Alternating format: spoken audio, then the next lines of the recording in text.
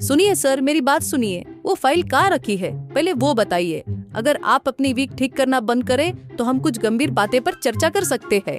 यह दिल्ली के केंद्रीय सड़क परिवहन मंत्री सत्यव्रत सिंह का कार्यालय था। सत्यव्रत सिंह अपनी कुर्सी पर बैठे हुए टेबल पर रखे शीशे में अपना चेहरा देखते हुए अपनी खिसकी हुई वीक को ठीक कर रहे थे। उनके चेहरे पर चिंता से ज्यादा इस बात का डर था कि कहीं उनकी वीक न गिर जाए।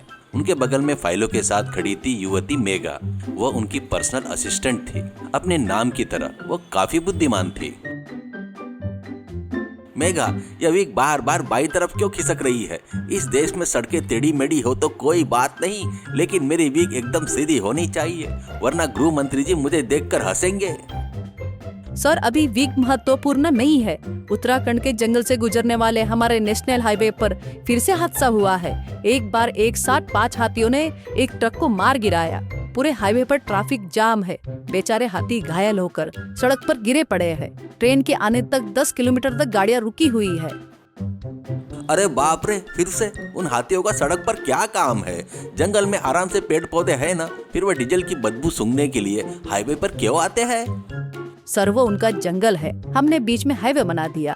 अगर उन्हें एक तरफ से दूसरी तरफ जाना हो तो सड़क पार करनी ही पड़ेगी ना। मीडिया वाले पहले से ही आपके घर के बाहर इंतजार कर रहे हैं। क्या मंत्री जी सो रहे हैं जैसी हेडलाइन चला रहे हैं? सत्यव्रत सिंह ने अपना सिर पकड़ा। ठीक उसी समय फोन बजा। गृह मंत्री बलराम पांडे का कॉल था। बलराम पांडे के नाम से ही सत्यव्रत कांपने लगते थे।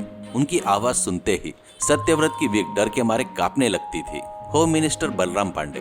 क्या सत्यव्रत, तुम्हारे विभाग में क्या हो रहा है? हर दिन एक हाथी मर रहा है, लोग मुझे गालियां दे रहे हैं, पर्यावरणवादी धरने कर रहे हैं। मैं तुम्हें 24 घंटे का समय दे रहा हूं। कल सुबह मेरे ऑफिस में आकर पक्का प्लान बताओ। तुम्हें दिया जाने वाला बजट सिर्फ 10 करोड़ रुपए का है। उस 10 करोड़ रुपए में समस्या सुलझाओ या अपने पद पर से इस्तीफा दो, तुम्हारी मर्जी। फोन कट गया। सत्यव्रत सिंह का चेहरा पीला पड़ गया। अरे मेघा, सुना तुमने? 10 करोड़ कह रहे हैं। आजकल 10 करोड़ में 1 किलोमीटर सर्विस रोड भी नहीं बनती। ऐसे में सैकड़ों किलोमीटर वाला हाईवे पर हाथी को कैसे रोके? अगर हाईवे को चौड़ा करना है तो सैकड़ों करोड़ों चाहिए। चलो सड़क के दोनों तरफ फेंसिंग करवाए, तब भी 10 करोड़ ऊंट के मुंह में जीरा जैसा होगा। मेरा काम तो हो गया, कल मुझे इस्तीफा लिखकर ही जाना पड़ेगा। सत्यव्रत सिंह बहुत उदास होकर कुर्सी के पीछे की ओर टिक गए। उनकी आंखों में आंसू थे, लेकिन मेघा शांति से सोच रही थी। उसने टेबल पर रखे मैप को निकाला और ध्यान से देखा। सर, आप चिंता मत कीजिए, मेरे पास एक छोटा सा आइडिया है। जब बजट कम हो तो हमें बहुत बड़ा नहीं सोचना चाहिए, बल्कि समझदारी से सोचना चाहिए। हम हाथियों को सड़क पार करने से तो नहीं रोक सकते, लेकिन उन्हें सड़क पर आने से रोक सकते हैं। अरे वो कैसे संभव है मेघा? क्या हम हाथियों को फोन करके कहेंगे कि सड़क पर न आए, ऐसा बोलेंगे उन्हें?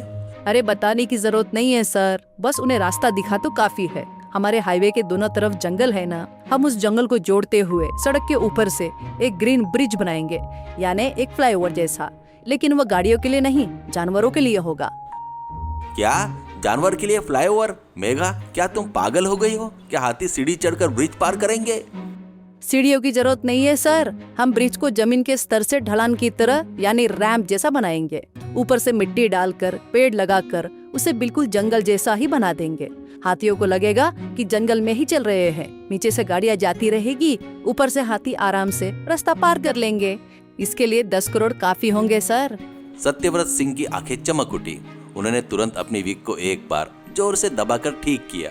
अरे मेघा, तुम ग्रेट हो। तुम इंजीनियर को बुलवाओ, कल सुबह गृह मंत्री जी को मैं यही प्लान बताऊंगा। 6 महीने बीत गए। हाईवे पर एक अद्भुत निर्माण तैयार हो गया। दोनों तरफ ऊंचे पेड़ों को मिलते हुए सड़क के ऊपर से एक चौड़ा पुल था। उसके ऊपर हरी घास और छोटे छोटे पौधे थे।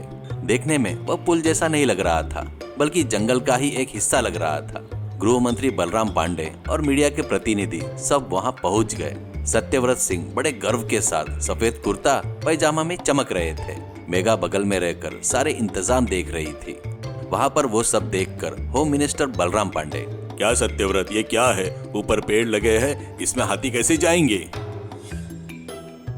सर, यह नेचुरल ओवरपास है सर। हाथी सड़क पर आकर अपनी जान न गवाए और गाड़ी वालों को परेशानी न हो, इसलिए हमने यह पुल बनाया है। देखिए, उस कोने से हाथी का झुंड आ रहा है।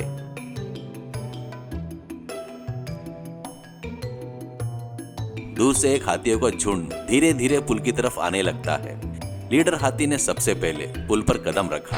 नीचे सड़क पर रखे ट्रक, कार हॉर्न बजाते हुए जा रही थी, लेकिन ऊपर मौजूदा हाथी को न कोई आवाज सुनाई दे रही थी और न गाड़ियां दिख रही थी। वो आराम से एक के पीछे एक पुल पार करके दूसरी तरफ वाले जंगल में चले गए। मीडिया वालों ने कैमरे में वह दृश्य को कैद कर लिया। गृह मंत्री बलराम पांडे ने आश्चर्यचकित होकर तालियां बजाई। अद्भुत सत्यव्रत, मैंने नहीं सोचा था तुम इतने कम खर्च में इतना अच्छा समाधान निकालोगे। मैंने तुम्हें कम आगा था। मैं अभी तुम्हारे पद को पक्का कर रहा हूँ। सत्यव्रत सिंह ने विनम्रता से मुस्कुराते हुए मेघा की तरफ देखा। मेघा ने मुस्कुराहट के साथ में सिर हिलाया। मीडिया वाले ने माइक पकड़ के आगे आ गए। अरे मंत्री जी, क्या ये आइडिया आपका ही है? सत्यव्रत ने एक बार अपनी विग को स्टाइल से ठीक किया। अरे देखिए, विकास का मतलब सिर्फ सड़कें बनानी नहीं, उन सड़कों से किसी को जान का खतरा ना हो, यह भी देखना होता है। बजट कम हो फिर भी सोच बड़ी हो तो कुछ भी हासिल किया जा सकता है। अगर हमारी मेघा जैसे युवाओं की सलाह ली जाए तो यह देश बहुत पहले ही सुधर जाएगा। अब से हम देश भर में ऐसे ही ग्रीन ब्रिज बनवाएंगे।